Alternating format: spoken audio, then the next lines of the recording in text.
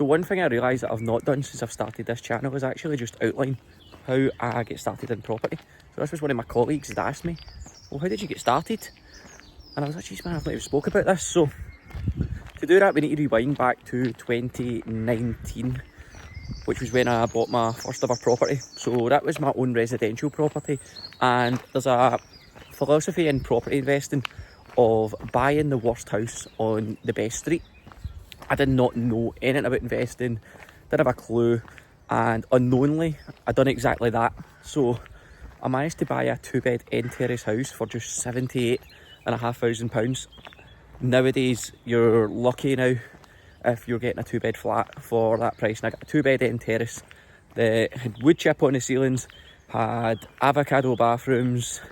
When we took the carpets up, the newspaper underneath was from like 1950, so nothing had been done to this house, but it was in an amazing location. So over the next few months, got a bit of work done. We put a new kitchen in, upgraded the electrics and decorated new flooring, new carpets. Wasn't a big refurb on it, but it brought it kind of back up to standard and freshened everything back up. And at that time as well, I had my own window cleaning business. We had the Beast from the East that year. It was about 3 months where I didn't work, and a lot of this work that I'd done on the property was taken out on finance, so I actually didn't have the money to do it myself because all my money went on the deposit.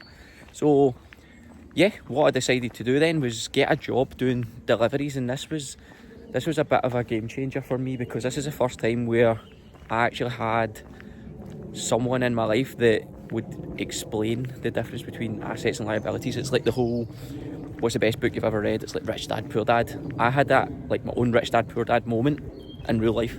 I remember one of the first shifts that I had, and the manager asked me, why is it you're starting deliveries?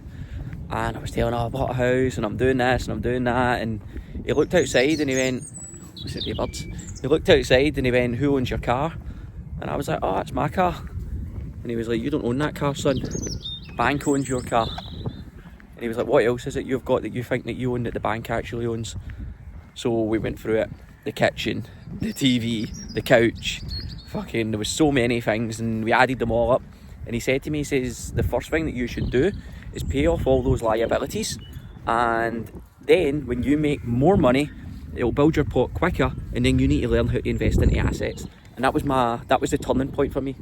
So for the next 2 years I continued in the delivery job, and rather when I was out working, rather than having the radio on in the car, instead used that time to listen to podcasts, audiobooks, and just try and educate myself.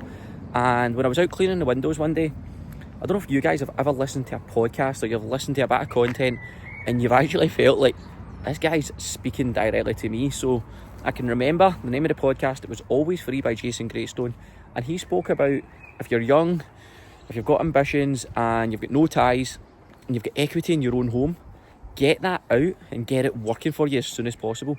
And as soon as I heard that, it kind of resonated with me, and I was like, right, that's something I need to do. What I done is I went home that day and I contacted Purple Bricks because they were doing free valuations, and yeah, I set up an appointment with one of their surveyors, and he came out, surveyed the property, and he said, I reckon that if we were to put this on the market, your property would get £100,000.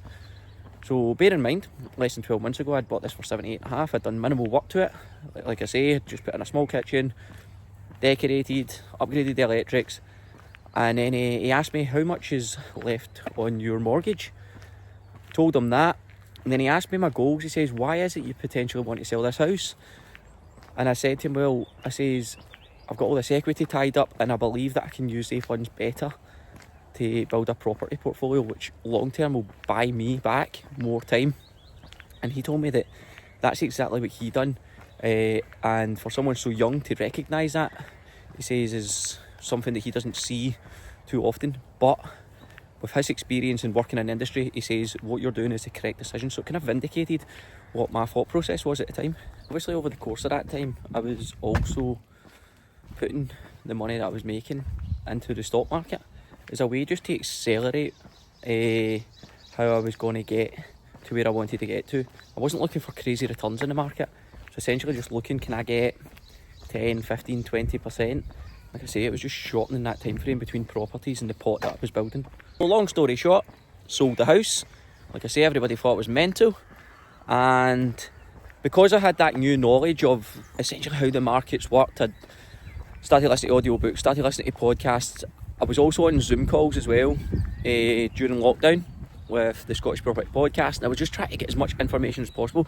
At that point, I need to be honest, I was absolutely addicted to learning anything and everything about property. I was phoning estate agents, I was phoning letting agents, and I was just trying to get any nuggets of information that I could. And like I say, I repeated that process. So a flat came onto the market, and I had the decision whether I was going to rent or whether I was going to buy, and I found this 1-bed flat and motivated sellers, and I managed to buy a flat for 48,500, and I repeated the process, stayed in it for a year, and I then sold it for 56,000. Didn't do any work to it.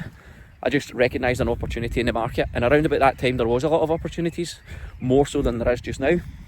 And like I say, with the money that I then got back out of the house that I'd sold initially, I then bought 2 properties, and then with the money that I then got by selling the flat, that then allowed me a bigger pot to then go and buy a third one. The second property that I bought, I refinanced because we'd done a full refurb on it. So yeah, and as you can see, it's just started to snowball. And like I say, since then I bought a 4th one, and I'm very close to having a pot to now go and buy a 5th one.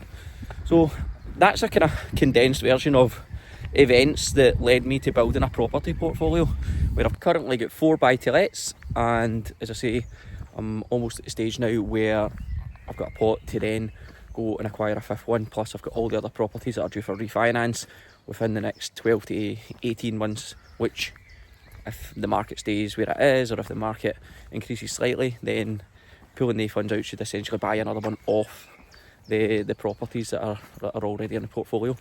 So that's a kind of condensed version of, or a condensed story of how I managed to get 4 buy-to-lets and on the verge of a 5th one. So if you've made it as far, as usual, don't hesitate to comment.